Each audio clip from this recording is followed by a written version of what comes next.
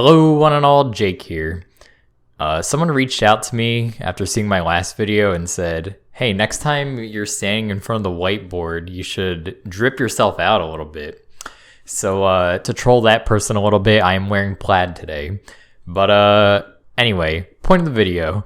I'm a college graduate, and I would say I had a pretty good college experience, but there were times, just like with any student, where it kind of felt like a grind. Now, when there are struggles, when you face some adversity, you might feel compelled to ask your fellow classmates for help. After all, they're in the same boat as you. It's kind of good to gauge sort of where you're at in comparison to them. And, maybe they have some useful advice that can help you out. I am here to tell you, don't listen to that advice. Don't listen to what your classmates have to say. As tempting as it may be to take their advice and run with it, I think it only hurts, and there's some very simple reasons why. In fact, in this video, I'm going to list 5 of them, as you might have guessed from the title. So without further ado, here are the 5 reasons why you should not listen to your college classmates. Now, I want to preface this by talking about what type of advice in particular I'm talking about, because if you receive some carefully thought out, one-on-one pointed advice from someone who is happens to be your peer, that's okay. You could follow that. But there's like a sort of body of adages that the students like to pass around amongst each other that are like guidelines on how to make decisions. And that's the sort of advice I don't want you to follow. And if you're still not sure about the difference, I'm going to bring up some examples and maybe they'll help that make sense. So the first reason why you should take what your classmates say with a grain of salt is because the information is probably bad. Let me give you a little story. So in my school, there were some equivalent courses you could take between the Electrical and Computer Engineering Department, ECE, and the Computer Science Department, CS. I was an ECE major, and when it came time to choose between the two, the advice everyone loved to pass around was, always choose the CS version if you can. Why? Well, because the CS professors are just better than the ECE professors. That's just the truth that we were all told and everyone passed around. And there's a little problem with that, which is there's an ECE residency requirement so that you can graduate. What that means is you have to take a certain number of credits that are specifically classes offered by the ECE department, or else you don't get your degree. And that's kind of the worst case scenario. So I actually asked a friend who's kind of like revered for, helping people plan out their schedules about that particular concern. If I choose the CS version, won't I run into residency problems? And he told me, nah, don't worry about it. Those residency credits add up faster than you might think. And you won't have any issues, right? I still smelled fish, so I actually did not end up taking that advice. So remember, this all rests on the premise that the CS classes are taught by better professors, and therefore they're better classes than the ECE equivalents. Coincidentally, I took computer architecture, the ECE version, at the same time that my roommate at the time was taking the CS version. And it was towards the end of the semester. He was complaining a lot about his final project, which was he had to write an emulator for a cache. He had to basically like implement a cache in software. And from his complaints, from the little details I was able to get, I could tell that he didn't really have a good understanding of what a cache was. Meanwhile, my professor told us all very clearly in a way that totally made sense exactly what a cache was. So I relayed that information to him, my roommate, and my roommate was so like, he understood everything. He's like, oh, I get it now. And he's able to do the project. So I was learning something better than he was, despite taking the supposedly worst version of the class. Are you seeing the idea here? The whole premise of the ECE version is worse is just not true in this particular case. I don't have, many other concrete examples of, the other course equivalencies being better in the CS department or in the ECE department. But I imagine that it's not as clear cut as the advice that everyone's passing around makes it seem. But that's not even the worst part. The worst part is that during my senior year, my last semester, I actually had to take an extra elective in the ECE department specifically because I ran into residency issues. I was 3 credits short, and luckily there was a 3 credit class, so that worked out. But the whole idea that the residency requirement was a non-issue, it was BS. If I had taken that advice of just take the CS version, I might have ended up spending an extra semester at university, which wouldn't be the worst thing ever, but costs a lot of money and a lot of time, and I don't think it's what I would have wanted. It certainly points to that piece of advice being pretty bad. Now, maybe I was a special case because I was also taking a lot of classes in the math department that had equivalencies in the ECE department, but that's sort of the point, isn't it? Like, the advice that everyone's passing around is not actually going to be pertinent to your particular case. Now, let's talk a little bit about where this advice all comes from. Because, everyone's sort of passing around this information about, whether one class is better than the other, or whether one professor is better than the other. Who could possibly know? Who's taken both of the classes? The answer is almost no one. So what probably actually ends up happening is a freshman asks a sophomore, hey, which version of this class should I take? And then the sophomore who took it last year, they think about it. They think about what they struggled with. And, they give the advice, oh, you should take the CS version of the class. It's going to be a lot easier because they took the ECE version and they didn't have a great time or whatever. And then the freshman passes it on to all the other freshmen like he knows what he's talking about. Like it's just solid gold facts. But here's the problem. You have to remember that the sophomore last year was a freshman who got the exact same advice. And so, he got it from a sophomore the year before, either directly or indirectly. And then all the freshmen at that time passed it around.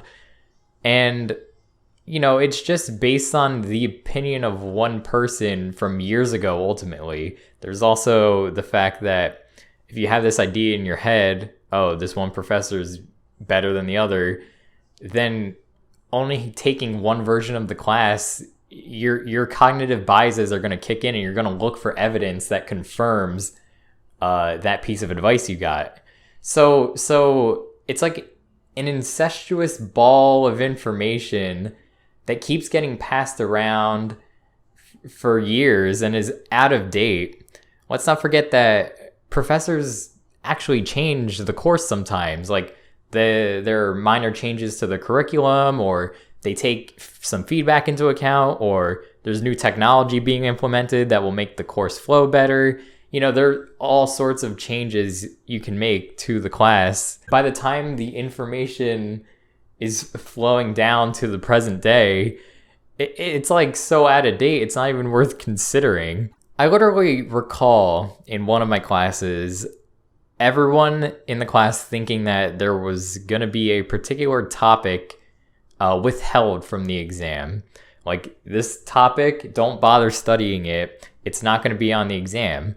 And the basis was, oh, someone took the exam, the same class last year with the same professor, same exam, and it wasn't on their exam, so why would it be on ours, right? Lo and behold, first problem on the whole exam is exactly that topic. Like everyone passes around this information.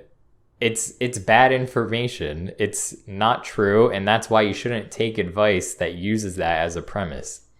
All right, reason number 2 why you shouldn't listen to that collective ball of advice that everyone passes around is because it's not disciplined advice. And let me explain what I mean by this. In my sophomore year, spring semester, I believe, I had a class called Introduction to Mathematical Logic. And the professor for this class was an insane person, like straight up. His tone while speaking was just very stern. And if a student answered in a ridiculous way, he would call them out. Like pretty much everything that he could have done to maybe lower your self-esteem, he did it. But at the end of the day, he really, really cared that every student would learn the information, and that's why he did that. It was like a tough love. He wants everyone to understand the concepts he's teaching super well and not to make stupid mistakes. And it was almost like the guy in Whiplash, that movie. Like, yeah, he was very strict and terrible to everyone in the band, but like protagonist became a pretty good drummer, right? And I had the same experience. He assigned like 40-page homeworks where each page would take me like an hour to write, and it would just be a bunch of proofs, some of which were super redundant with each other, following the same steps. And I had to really grit my teeth through it. Like it was not a fun time. But sure enough, the next semester, I take Intro to Real Analysis, and it's like the easiest class ever. The concepts of the prerequisite class were so drilled into my head from doing all this hard work and from experiencing like the torturous class that everything else just followed pretty easily from there. And you know, a lot of the advice that students are passing around is to avoid the kind of experience that I'm describing here, but mainly the first part of it. You know, nobody wants to be in that class that's super hard and assigns a lot of work and is a chore to get through. But that might actually be what helps you learn the most.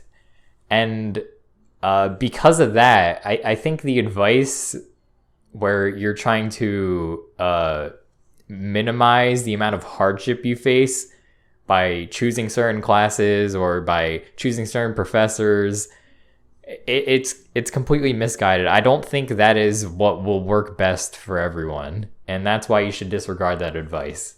Okay, so the third reason why your classmates have no idea what they're talking about is because all the advice they're giving is only going to push you to mediocrity. And let me try to illustrate what I mean a little bit. There are some subjects where this isn't true, but in engineering, at least, a lot of exams are graded on a curve, right? So here's roughly what the distribution of grades will look like. You know, you have a lot near the mean, you have fewer in the front, and then you have, you know, fewer in the back. Big clump near the middle. Now, the way a lot of the advice that you're going to get from your classmates is framed is that if you follow it, like, you're going to end up here on the curve, right? You're going to end up above the pack. This narrative is impossible. And why? Well, because everyone is hearing this same advice. So really the middle of the curve is going to be in this location. So the real distribution is actually it's going to move over, and it's going to look something here. I'll do it in a different color. It's going to look something like this. Right? And now all of a sudden you've taken this advice that's supposed to push you towards the top, and it's only pushed you toward the middle. And why? Well, again, if everyone is doing great, then no one is. And this isn't to say that, you know, being graded on a curve is the only thing you should care about. You should, of course, care about learning as much as possible. The grade is just like a side effect of how much you're learning, right? But this same logic applies to learning as well. Like if you're doing the same study methods as everyone else, and you're just looking at the same material, you're doing the homework in the same way as everyone else, according to the collective like advice that's floating around the classroom, you're not going to end up learning any more than anyone else. You're not going to get any more enrichment than the average Joe is. It's just the way things go. Like, you can't possibly do better than everyone else if you're doing the same thing they are. You're kind of relying on some latent extra understanding that only you have of the material to push yourself forward, when you could just be a more disciplined student and find a better way of doing things that works better for you, and then that will just come naturally. You don't have to bank on that. And really, like, the advice that people are passing out is so that the people who are on this part of the curve end up in the middle instead. It's not going to push you from the middle to the front, if that makes sense. You get diminishing returns from this advice that's sucking everyone in towards mediocrity. And let me give you just an example of the type of student who is this low on the curve. I once had a friend from, the floor of the residence hall I lived in knock on my door, and he's like, "Jake, I need your help." And I was like, "Oh, well, what do you need help with?" He's like, "I need help with Calc 2. I said, "Okay, I took that last semester. Is there anything in particular that you're not understanding?" He's like, "No, I just need motivation to chegg it." And I'm just like, all right, so you're not trying to drudge up the motivation to put forth effort to actually solve the problem. You're so stressed out and lack motivation to copy the answer from Chegg. Like, that's the sort of student that's gonna end up here. And yeah, maybe the collective ball of advice will pull that student from here to here, but I think you are capable of better than that. Like, you're capable of being all the way up here. And I know that because you're watching the Jake097 channel.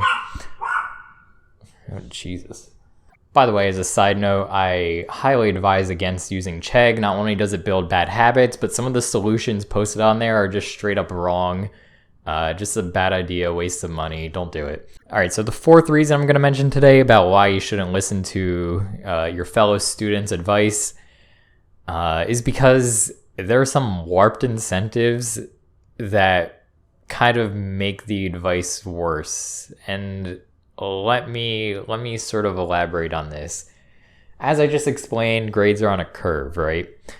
If you score a 50 on an exam, but everyone else also scores a 50, then that's not an F, that's like a C. And so something weird happens where if everyone does poorly, then no one does poorly, which means that, like, if you're real scummy, you what you should be trying to do to get the best GPA possible is to force everyone else to do poorly on the exam and then get like 4 points higher than everyone else, and then all of a sudden you have the only A. Now, obviously, students aren't that low life, generally people try to help each other. I'm not trying to assert otherwise, but the fact that the incentive exists kind of will end up bleeding into the advice that everyone's going to start passing around. How exactly? So recall earlier, the big source of this kind of advice is like a sophomore asking a junior about a class they took last year, and then the junior gives like a super biased and not actually that helpful or applicable to a wide range of situations piece of advice. If that student who took the class last year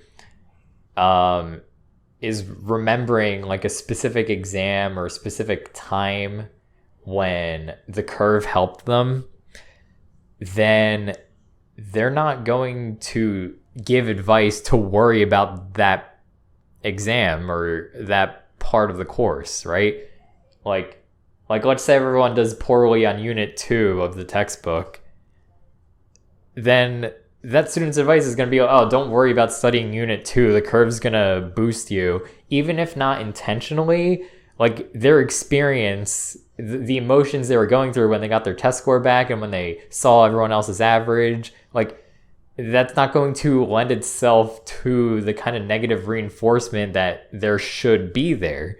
And so even though I don't think anyone's trying to be malicious and give bad advice on purpose, the idea that everyone else doing more poorly than you is a good thing will still bleed into the advice that gets passed around. And that's why I'm saying don't listen to that advice. All that advice is going to serve to do is to make you content with a mediocrity, sort of like the last reason I mentioned, but in this particular case, it's almost in a more game theory type of like the optimal decision is not to put forth any effort sort of way. And it doesn't actually end up turning out to be true in many cases because, you know, you always get the 1 or 2 students, super nerds who ruin the whole curve thing. And I'm kind of one of them, not gonna lie. But the last thing you want is to be caught in a situation where you're banking on the curve, but the advice sort of tries to put you, it's like designed and engineered to put you in that sort of situation. So don't follow that advice. Commit yourself to learning the material as best you can through whatever methods work best for you, and you won't end up in that situation. All right, so the 5th and final reason we're going to go over today why not to listen to your college classmates, and you know, this one's going to be the least concrete, but sort of the most important and applicable to many different parts of your life, is the whole concept of the advice is very misguided. As briefly touched upon earlier, the advice is all sort of designed to minimize the amount of effort you had to put forth in exchange for GPA. So you're taking classes with professors who are going to teach you better, or who you're going to have to do less homework for, or who the exams aren't as stressful for, and you'll still end up with the same grade despite having an easier time in that class. Like that's sort of the direction the advice is going in. Or when it comes to advice about studying habits, it's going to be advice that tries to, leverage Chegg or go off of old exam problems that you're not supposed to be able to see and just change the numbers around. Stuff like that. Like you're kind of trying to metagame around the system of you learn the material and take an exam in whatever way you can. And that's what the advice, the big ball of advice that everyone passes around, is designed around. A much better approach, I think, is instead of maximizing GPA per unit effort, is you want to maximize learning per unit time. And all this time you're committing to deciding, how to have the easiest and least resistance causing possible time in your college career is going to be better spent just studying the material and learning it. Like, there's no reason not to just take all that effort and, understanding of the meta system around your college classes and put them into the actual classes themselves. If you're at any sort of accredited college or university, which you probably are, there's really very little chance that you end up in a class that's truthfully and honestly hopeless, no matter what decisions you make about what classes to take or what professors to pick. And it's also mistaken to assume that, even such a dire situation could be avoided by taking this advice.